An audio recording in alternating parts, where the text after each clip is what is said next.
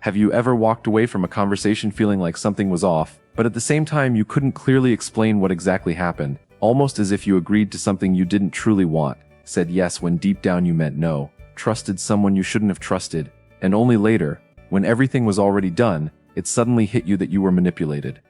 But here's the real question you need to face right now. Why does this keep happening over and over again? Why do some people seem completely immune to manipulation, while others fall into the same patterns repeatedly? Is it really about intelligence? Is it about experience? Or is there something much deeper going on beneath the surface that most people never stop to question? Because the truth is much more uncomfortable than most people are willing to admit. Manipulation does not work on people who are weak. It works on people who are unaware. And the moment you start seeing things clearly, the entire game begins to change in ways that are impossible to ignore. Let's begin with something that might completely shift the way you see people from now on. Most manipulation does not look like manipulation at all. It disguises itself as kindness. It sounds like genuine concern, and it feels like a real connection, which is exactly why it becomes so effective and so difficult to detect in the moment. Nobody approaches you and openly says they are about to control your decisions or influence your behavior. Instead, they smile. They listen carefully to everything you say. They mirror your thoughts and emotions. They make you feel deeply understood. And then slowly, almost invisibly, they start leading you exactly where they want you to go. Think about this for a moment. Have you ever met someone and felt an instant connection that seemed almost too perfect? Like they understood you better than most people ever have, sharing the same opinions, the same interests, the same frustrations, creating that rare and special feeling that is hard to find.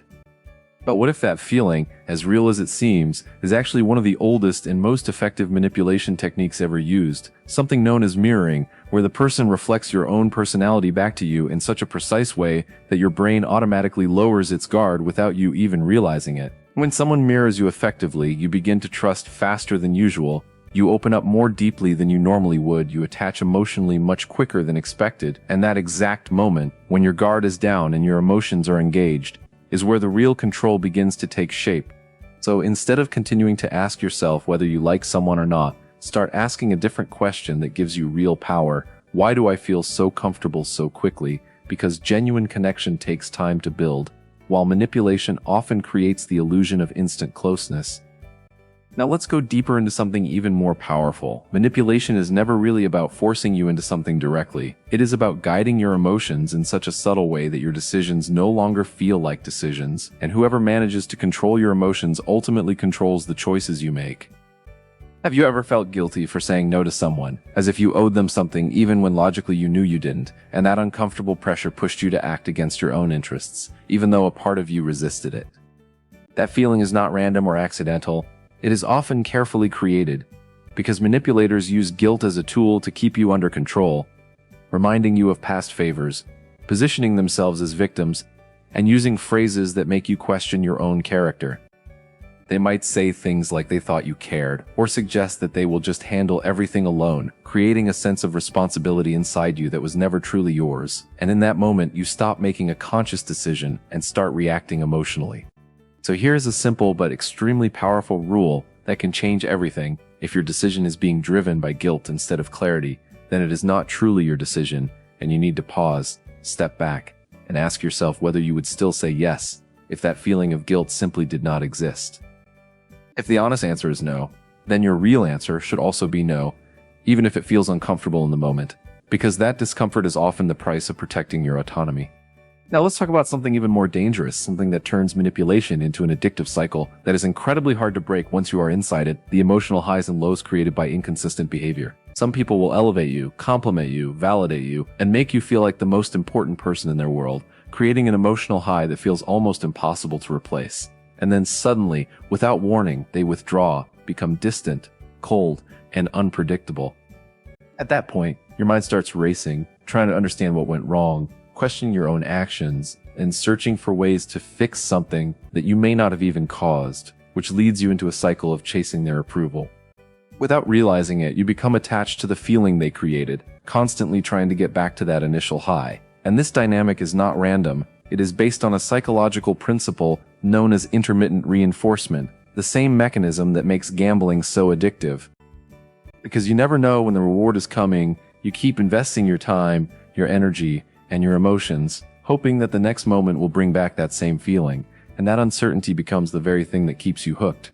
So your defense against this is simple, but requires discipline. You must value consistency over intensity, meaning that you do not trust people who are incredible one day and confusing the next, but instead focus on patterns that reveal who they truly are over time. Now let's expose another powerful tactic that is used constantly: urgency, where someone tries to force you into making a decision quickly by creating pressure that feels impossible to ignore, making it seem like you have no time to think. You might hear phrases telling you to decide immediately, warning you that this is your only chance, or suggesting that you will regret it if you don't act right now. And while it may sound convincing, this pressure is rarely accidental. Because when you are rushed, your ability to think critically decreases, and you begin to react instead of analyze, which creates the perfect environment for manipulation to succeed without resistance. So from now on, develop the habit of delaying decisions whenever you feel pressured, giving yourself time to think, to reflect, and to regain control of your own judgment, and pay attention to how the other person reacts when you do that. A genuine person will respect your need for time, while a manipulator will try to resist it, push harder, or make you feel uncomfortable for not deciding immediately, and that reaction alone can reveal everything you need to know. Now let's talk about boundaries, because without clear boundaries, you automatically become an easy target for manipulation, not because manipulators are looking for bad people, but because they are looking for people who are available and easy to influence. They look for those who struggle to say no, who want to be liked by everyone, who avoid conflict at all costs, and who prioritize other people's feelings over their own well-being, because these traits make control much easier to establish. Every time you say yes when you actually mean no, you are teaching people that your boundaries are flexible, and every time you tolerate something that feels wrong, you lower the standard of how you allow others to treat you. So instead of ignoring discomfort, start seeing it as a signal that something needs your attention, because if something feels off, even if you cannot fully explain it, that feeling is often pointing you in the right direction. Protecting your peace is more important than maintaining someone else's comfort, even if it creates awkward moments, because those moments are temporary, while the consequences of ignoring them can last much longer. Now here is a truth that might be difficult to accept, but is essential for your growth. Sometimes you are not just a victim of manipulation. Sometimes you are also contributing to it by seeking something externally that should come from within. It could be approval, validation, attention, or connection. And when those needs are strong, manipulators can sense them and use them to their advantage, filling that gap temporarily while gaining control over your decisions. So take a moment to ask yourself what you are craving that might be making you vulnerable, because once you identify that, you stop depending on others to provide it, and that removes one of the main entry points for manipulation. Now let's go even deeper into the way language is used as a tool for control, because manipulators rarely lie in obvious ways. Instead, they twist reality, reframe situations, and slowly make you question your own perception. You might hear things like something never happened, or that you are overreacting, or that you are too sensitive. And while these statements may seem simple, they are actually designed to make you doubt yourself. This is known as gaslighting, and its goal is to weaken your confidence in your own judgment, because once you start doubting your perception, you begin to rely on the other person to define reality for you. So your anchor must always be your own experience, your own memory, and your own feelings, because if something felt wrong, it mattered, and if something hurt, it was real, regardless of whether someone else agrees with it. Now let's talk about power, because at the core of all manipulation is the desire to control, and control can only exist if you participate in it, even if that participation is unintentional. Participation does not mean giving permission. It means engaging in ways that keep the dynamic alive, such as reacting emotionally, explaining yourself excessively, defending your choices, or trying to justify everything you do. That is where control is maintained. So one of the most powerful tools you can develop is the ability to remain silent when necessary, understanding that you do not have to respond to everything or explain yourself to everyone. Sometimes the most powerful response is no response at all, because manipulators depend on access. And when you remove that access, their ability to influence you disappears. Now let's make everything you've learned practical and easy to apply by following 5 simple but powerful rules that can protect you in almost any situation you encounter. If something feels too fast, you slow it down. If something feels like pressure, you step back. If something creates guilt, you question it. If something is inconsistent, you do not trust it. And if something makes you doubt yourself, you walk away. These rules are simple, but when applied consistently, they completely change the way you interact with people and the way people interact with you. Over time, you stop over-explaining, you stop chasing approval, you stop reacting impulsively, and as a result, the people who once had influence over you begin to lose their power. Not because they changed their behavior, but because you changed your response, and that shift is what breaks the cycle of manipulation once and for all.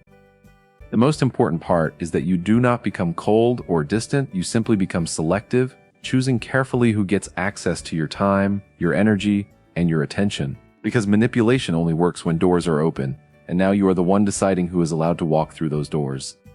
So remember this, you do not need to outsmart manipulators or play complex games. You simply need to stop participating in the dynamics that give them power.